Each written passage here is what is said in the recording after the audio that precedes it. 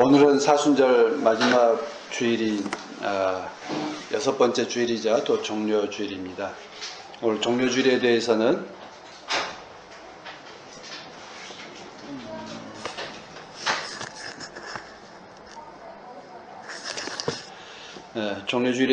오늘 박 전도사님의 말씀 가운데 있었습니다만 예수님께서 예루살렘 성에 입성하는 장면, 그런 걸 기념하는 주간입니다. 특별히 사순절 기간에 우리가 사순절 기간을 설정한 까닭은 주님께서 고난 겪으셨던 것에 우리도 참여하고 또 그런 악의 문제에 대해서 우리 그리스도인들이 어떻게 대처해야 되는가 하는 것을 우리가 돌아보는 그런 절기입니다. 최근 우리 사회에서 권력자들의 그 민낯을 보고 있습니다. 전두환, 이명박, 박근혜, 그리고 그들을 따르는 무리들이 했던 말들과 행태에 대해서 우리가 보고 있습니다. 그들은 단순한 범죄를 저지른 것이 아니라 그들이 갖고 있었던 권력으로 사람들을 학살하고 또 그 진상을 은폐하기 위해서 사람들의 시신을 다 어디로 감춰버렸고 문서들은 폐기해버렸습니다. 그리고 자기들의 권력을 얻기 위해서 이권을 나눠주고 또 남의 일자리에 대해서 빼앗는데 부족함이 없었습니다. 그리고 그들이 이제 그렇게 온갖 범죄와 악행을 저질렀음에도 불구하고 그들을 따르는 무리들은 마치 그들이 은인인 것처럼 행세하고 있습니다. 그러고 보면 여러분 옛날 조그만 소도읍지들 가면 그 마을 입구에 있는 송덕비들 많이 보죠. 어디 관청 앞에 가면 송덕비들이 있습니다. 근데 거의 우리가 그 탐관오리로 잘 알려져 있는 조병갑 같은 경우도 그런 송덕비가 있고요. 또 영남의 그 조령 넘어가는데도 관찰사들에 대한 송덕비도 있고 뭐 이제 그렇습니다.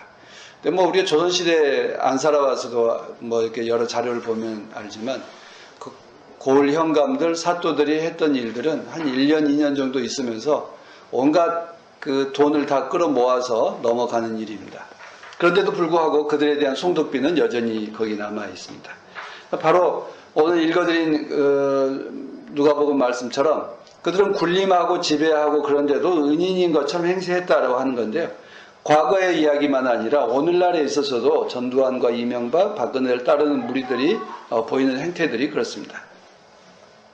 어저께 광화문광장과 그 세종로 그 거리에 대한애국당이라고 하는 사람들이 몰려 들어가지고 박근혜를 이제 석방하고 박근혜는 죄가 없다 뭐 이제 이런 이제 구호를 외쳐대는 걸 보았습니다.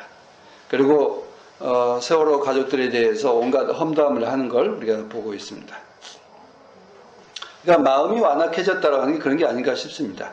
국민들의 그 세금을 빼먹고 또 시민들이 가서 일할 자리에 대해서 자기들 부하들에 대해서 일자리를 챙겨주고 또 이권을 챙기고 이권을 나눠먹고 온갖 부끄러운 짓을 저질렀습니다. 그런데도 불구하고 그들은 뻔뻔합니다. 그들의 잘못을 회개하지 않습니다. 아마 그 일들을 보면서 우리들은 어떤 생각을 할까 하는 것입니다.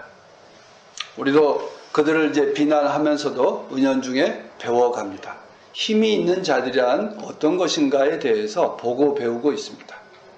그래서 내가 힘이 있으면 내가 어떻게 행동해야 되는지에 대해서 그걸 보면서 배우고 있습니다.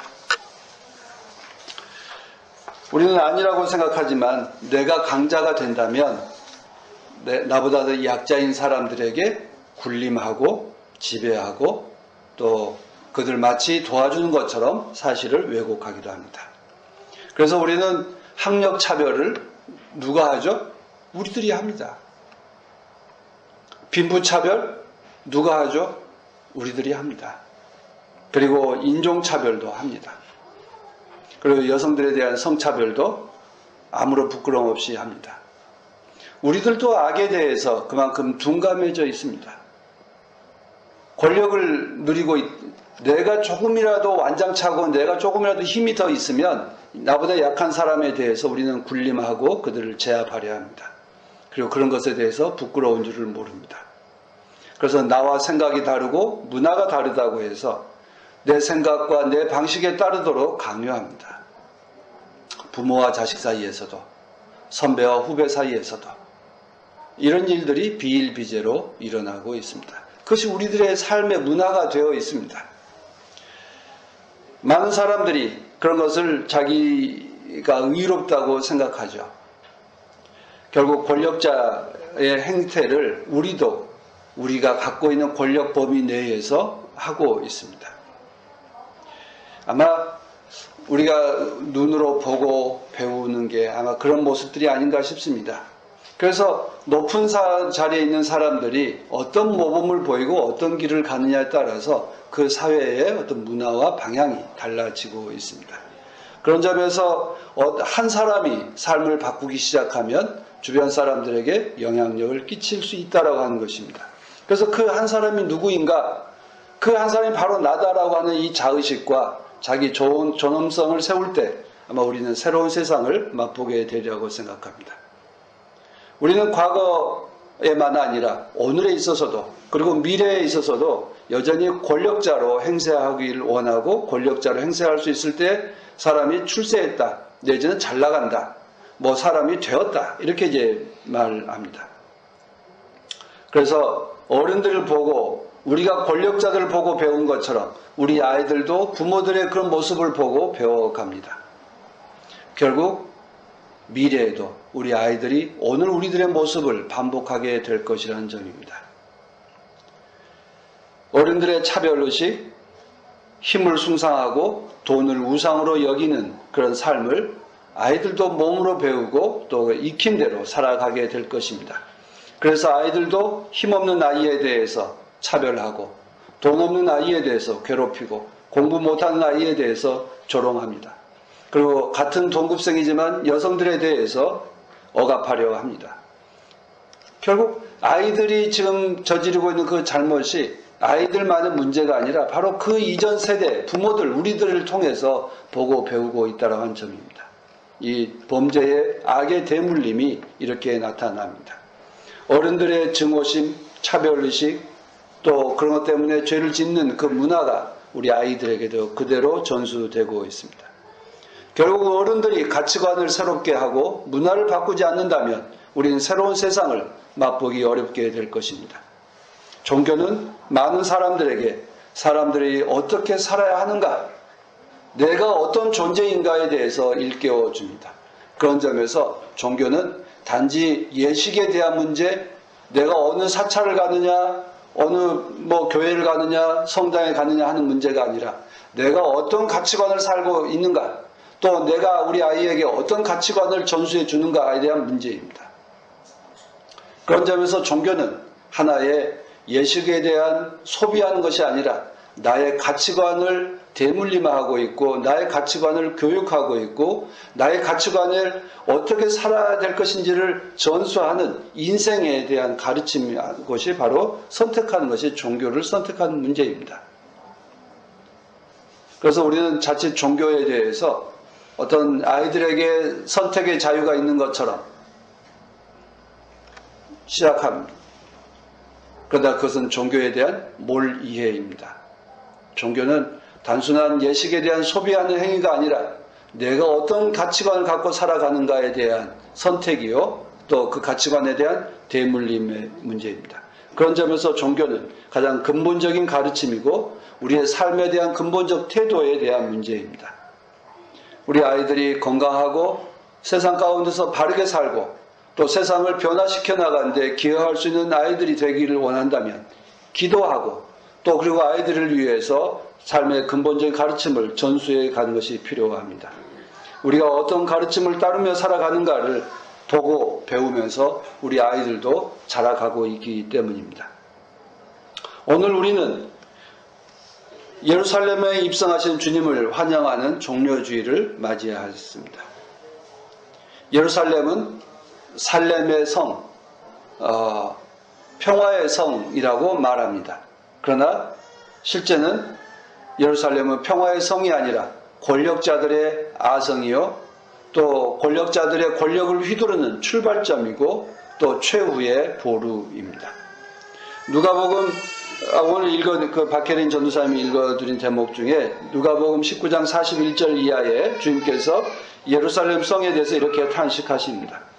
예수께서 예루살렘에 가까이에 오셔서 그 도시를 보시고 눈물을 흘리시며 이렇게 말씀하셨다. 오늘 내가 평화의 길을 알았더라면 얼마나 좋았겠느냐. 그러나 지금 너는 그 길을 보지 못하는구나. 이름은 샬롬의 성, 예루살렘인데 평화를 알지 못한 성이다 한 것입니다. 이것이 주님께서 예루살렘에 대한 평가한 핵심입니다. 예수님의 눈에는 그 예루살렘이 어떤 성으로 보였을까요? 제자들에게는 예루살렘 성이 어떤 성으로 보였습니까? 아름다운 성전이 있는 곳, 멋진 곳, 그리고 우리가 서울에 올라온 것처럼 놀라운 곳, 이런 생각이었습니다. 그런데 예수님께서는 평화의 성이 아니라, 멋진 곳이 아니라 죄악에 들끓는 성이다라고 하는 것이었습니다. 그래서 주님께서는 성전에 들어가서 성전을 정화하고 그리고 성전을 뒤엎는 행위를 하신 것입니다.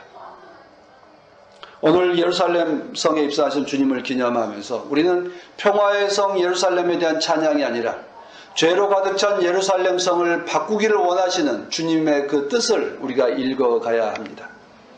주님은 범죄의 성인 예루살렘 성에 입성해서 그를 변화시켰듯이 올 종료주일을 맞이하여 이 죄악으로 물들어 있는 이 세상 가운데 오시고 또 죄악에 물들어 있는 우리의 삶 가운데 입성하고 계십니다. 올 범죄로 물들어 있는 우리의 삶 가운데 밀고 들어오셔서 어떤 걸 원하실까요? 성전을 정화했듯이 우리의 삶을 정화하기를 원하십니다. 그래서 정말 평화의 성으로 하나님이 보시기에 아름다운 성으로 변화시켜 가기를 원합니다. 주님이 오실 때 우리는 어떻게 해야 할까? 오늘 호산나 호산나 찬양하고 주님께 평화, 하늘의 평화, 우리의 영광이라고 이야기했던 그것처럼 우리도 주님께서 오실 때 우리 스스로가 환영해야 합니다. 그것은 곧 우리가 악에 대해서 어떻게 대처하는가에 대한 문제입니다. 과거에는 죄에 대해서 어떻게 대처하셨죠? 노아의 홍수, 또 노예살이, 또 바빌론 포로와 같이 악에 대한 징계를 통해서 심판하시고 변화시키기를 원했습니다. 그런데 그 방법으로는 변하지 않는 것입니다. 그래서 하나님께서는 근본적으로 새로운 방식을 택하셨습니다. 예수를 보내시는 방식으로 그리스도를 통해서 우리에게 정말 하나님께서 원하시는 것이 무엇인지를 가르쳐 주시는 방식으로 바꾸셨습니다.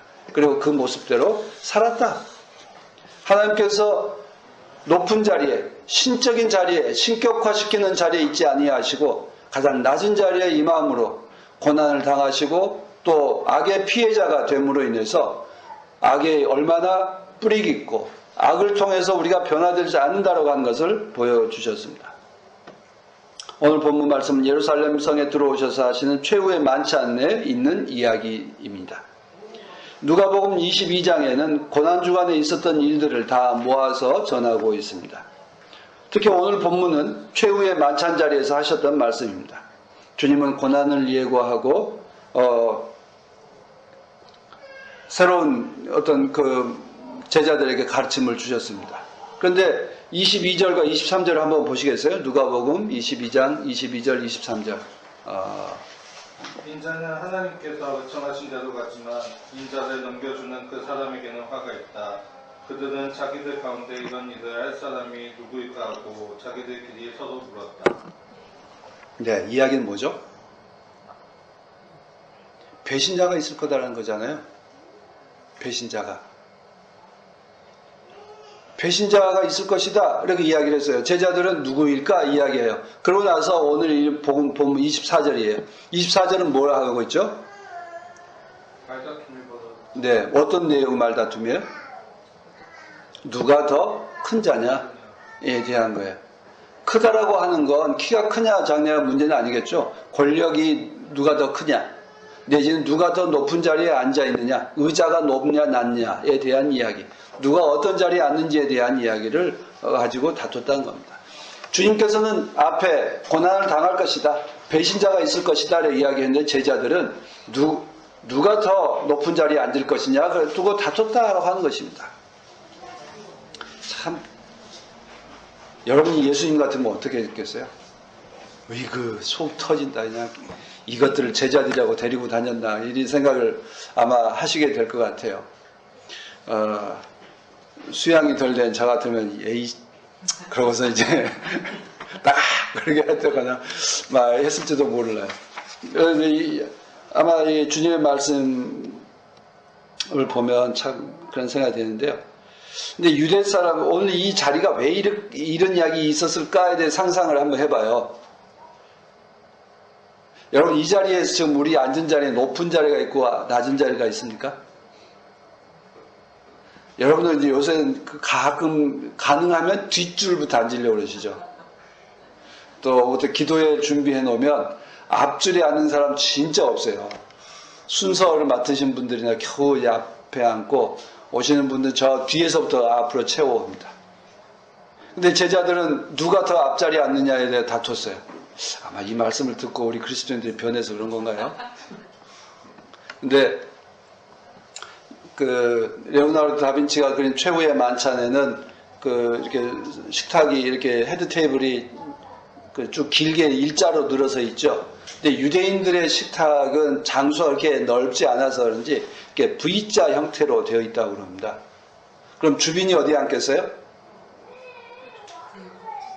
꼭지점에 앉겠죠. 그러면 그 다음 자리는 누구 계세요? 좌우로. 우리 경복궁이나 이런 데 가면 임금의 용상이 있고 좌우로 서열 순서로 쓰죠. 영의정, 우의정, 좌의정 해서 이제 서열 순서 쭉 있습니다. 그러니까 유대인들 식탁이 딱 그렇게 되어 있다고 그래요. 그러니까 그러면 식탁에 처음 딱 앉을 때 제자들은 어떤 생각을 했겠어요? 지금 이 식사에 거의 끝날 부분이에요. 끝난 부분이에요. 근데 그때 와서 이 말다툼이 생겼어요. 그러면 처음에 앉을 때부터 불편하지 않았겠어요? 저건 내 자리인데 쟤가 왜 저기 앉아 있어? 쟤는 분명히 나보다 한 끗이 더 나는데 뭐 이런 생각 저런 생각하면서 아마 속 끓이고 있었던 것 같아요. 그런데 최후의 만찬 자리 끝날 지점에 와서 드디어 이제 터졌습니다. 누가 더 높으냐 됐어요. 제자들은 12명이고 오른쪽 자리는 하나고 왼쪽 자리 하나뿐입니다. 그 자리를 6대1의 경쟁으로 지금 하고 있는 겁니다. 결국 예수님의 그 제자들의 관심사는 거기에 가 있었습니다. 누가 예수님의 옆에 앉을 거냐, 그리고 두 번째 자리는 누가 앉을 거냐, 세 번째 줄은 누가 앉을 거냐, 그리고 맨 끝자리는 누구냐. 결국 스스로 서열 순서를 매겨놓고 지금 있는 겁니다. 아마 예수님께서 조금 이 식탁을 원형으로 만들어 놓으셨거나 아마 다 흩어놓거나 그래도 똑같을 것 같아요. 예수님 사람 중심으로 생각하고 있기 때문에 예수님이 앉은 자리에 좌우로 누가 앉을 거냐에 대한 문제로 다퉜을 거 보여집니다. 그런데 결국 자리를 바꾸는 것이 중요하겠습니까? 생각을 바꾸는 게 중요하겠습니까? 우리는 외형적으로 예수님의 자리를 V자 끝지점이든 꼭지점이든 간에 관계없이 사람들은 어떤 생각을 하죠? 공간적으로 예수님 자리에 옆에 누가 앉는 거냐에 대한 생각은 바뀌지 않습니다. 어디 꼭지점에 앉아있든 끝자리에 앉아있었든 제자들은 다퉜을 겁니다. 근본적으로 생각을 바꿔주지 않는 한 이 논쟁은 끝나지 않을 것입니다. 종교는 이 생각을 바꾸는 일입니다. 주님은 권력자들에 의해 죽임당하고 그리고 그 이후에 제자들이 어떤 상황에 빠질까에 대해서 심히 염려해서 이 말씀을 하셨는데 제자들은 다투고 있습니다. 그래서 예수님께서 말씀하십니다. 기존의 왕들은 군림하고 권세 부리고 은인으로 행세하겠지만 너희는 그렇지 않다. 너희는 달라야 된다. 너희는 달라야 된다라고 하는 말씀입니다. 너희는 다르다. 너희는 세상의 왕과 달라야 하고 세상의 관행과 달라야 하고 세상의 문화와 달라야 한다. 이것이 종료주의를 맞이하고 부활절을 앞두고 있는 오늘 우리들이 다짐해야 될 근본 문제입니다. 우리는 세상과 달라야 됩니다. 세상 사는 사람들은 권력자의 좌우에 앉기를 원하지만 주님께서는 섬기는 자로 오셨다. 이 말씀은 식탁에 앉으셨을 때 최후의 만찬에서 주님께서는 뭘 하셨어요? 제자들에게 발을 씻기시고 식탁을 서빙하고 하셨다는 것입니다. 그래서 지금은 나는 너희들에게 식탁을 서빙하는 자, 종으로 섬기는 자로 와 있다. 너희들도 그렇게 해야 된다라고 하는 말씀을 합니다. 그러나 세상 끝에 새로운 나라가 내 나라가 온다면 그때는 너희들은 달라질 것이다. 지금 세상을 바꾸는 과정에서 이 이야기를 하십니다. 근데 이제 이 본 말씀은 이제 이 내 나라라고 하는 용어는 굉장히 낯선 용어예요. 그 전에 모두 다 하나님 나라에 대한 이야기를 하는데 여기서 내 나라라고 표현을 해서 조금 걸리지만 주님께서는 아무튼 새로운 세상에 대해서 오지만 그 세상에서 너희들은 세상을 심판하는 자로 섬기는 자로 오게 될 것이다 라고 이야기합니다. 근데 그때까지 제자들이 바른 길을 가도록 원하십니다. 그런데 오늘 33절 32절 이하에 보면 시몬 베드로에게 뭐라고 그러죠? 내 믿음이 꺾여지기를 않기를 기도한다. 저는 이 말씀을 들으면서 한 느낌이었어요. 우리도 세상에 나아가서 실패하죠. 세상의 악에 굴복하고 세상과 타협하며 살아갑니다. 주님께서는 우리에게 다르기를 원하지만 우리는 다르지 못한 채 살아갑니다. 세상과 닮은 꼴로 살아갑니다. 그런데 주님께서는 그러나 너희들은 다시 돌아올 것이다. 다시 돌아올 것이다에 대한 이 신뢰를 주시는 것에 대해서 참 안심이었습니다.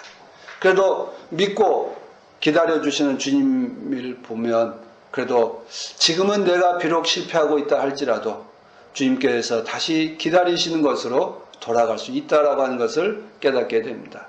근데 그 이유가 뭐죠? 너희는 나와 뭘 함께 했어요? 시련을 함께 했다. 역경을 같이 겪어줬다. 고난을 겪어줬다. 아마 우리 그렇죠? 삶을 살아가면서 제일 좋은 친구는 어떤 친구예요? 내가 잘 나갈 때 다가오는 친구가 아니죠. 내가 힘들고 어려울 때 내 곁에 있어줬던 사람, 힘들고 나와 함께 비를 맞아주고 나와 함께 그 고난을 겪어준 사람만큼 우리가 신뢰하고 좋은 친구라고 생각합니다. 주님께서도 그런 제자들에 대해서 신뢰합니다. 너희들은 실패할 수도 있다. 그러나 너희는 나와 함께 시련을 겪었으므로 내가 참고 기다려준다라고 하는 말씀입니다. 오늘 이 말씀, 시련을 기다려주시는 분, 아마 주님께서 십자가를 지니실 때 제자들이 다 떠난 다음에 어떤 마음이었겠어요? 역시 예상대로 라고 생각을 하셨겠지만 그럼에도 나와 시련을 함께 겪어줬던 그 제자들에 대한 신뢰 돌아올 거야.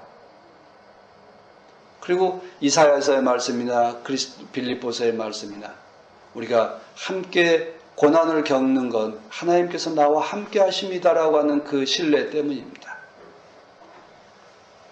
하나님께서는 나와 함께 하셔서 내가 이 시련을 이겨낼 수 있게 해주신다라고 하는 말씀을 하십니다.